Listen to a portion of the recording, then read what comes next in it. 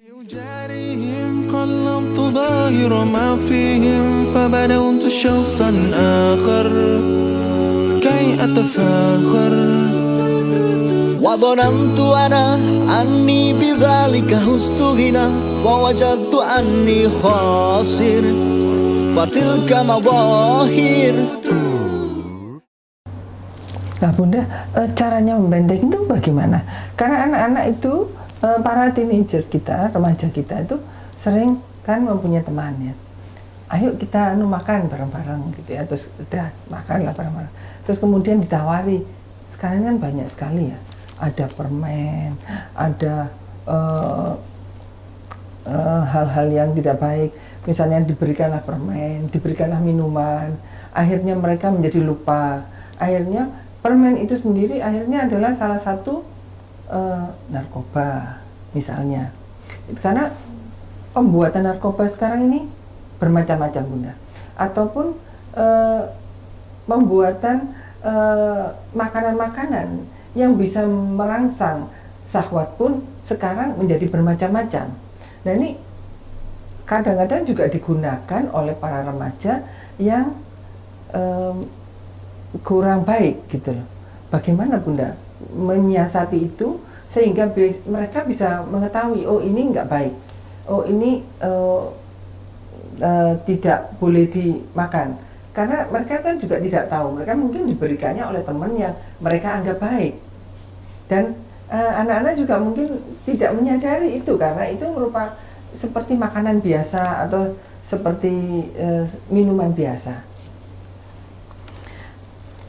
Mungkin untuk usia remaja harusnya sudah bisa membedakan atau bisa merasakan siapa yang diajak berbicara, berkumpul, kemudian nongkrong dan lain sebagainya. Kemudian dia juga harus tanggap gelagat-gelagat dari teman-teman sekelilingnya. Kalau misalnya itu adalah sesuatu yang meragukan, seharusnya dia bisa menghindari hal-hal tersebut dengan sesuatu hal yang baik. Mungkin mencari alasan-alasan tertentu agar bisa terhindar dari hal tersebut. Maka dari itu perlu prinsip tadi.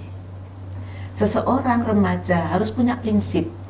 Ketika dia punya prinsip, dengan siapapun dia berteman, dengan siapapun dia pergi, dengan siapapun dia nongkrong, tidak apa-apa sekedar kita untuk bersenang-senang, berteman. Maksudnya itu bersenang-senang yang tidak berlebihan.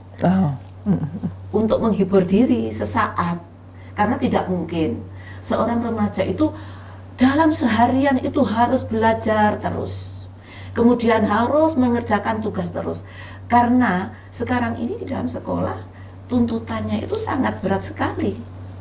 Setiap guru pasti akan memberikan tugas. Tugasnya. Dan tugas itu baik mandiri maupun kelompok harus dikerjakan. Nah, untuk refreshing itu memang perlu sekali waktu nongkrong dengan temannya, sekali waktu mungkin nyanyi dengan temannya untuk refreshing. Tapi itu tadi harus punya prinsip. Ketika seseorang tidak punya prinsip, maka dia akan terombang-ambing dirinya, sehingga akan terperangkap ke dalam perbuatan yang kurang baik, yang mengakibatkan kerugian atas dirinya sendiri. Jadi seperti itu. Pada prinsipnya kita harus mempunyai prinsip. Nah, bagaimana cara membentuk prinsip itu agar supaya kuat, dan bagaimana kamu di dalam lingkungan teman-temanmu, di dalam bergaul baik di sekolahan maupun di luar sekolahan, kamu bisa mempunyai prinsip yang kuat. Bagaimana kamu dalam kehidupannya itu? Kalau itu kita membentuk prinsip kita itu seperti dikatakan Bunda Aina, kita juga bisa memperkuat iman kita. Itu bagi seorang remaja itu Bunda. Ini yang kamu lakukan apa? Ya kalau yang saya lakukan sih, yang penting kita harus melakukan hal-hal yang positif gitu. Jadi prinsip saya itu melakukan hal yang positif meskipun pengaruh-pengaruh besar dari teman, tapi kita harus tetap melakukan hal yang positif.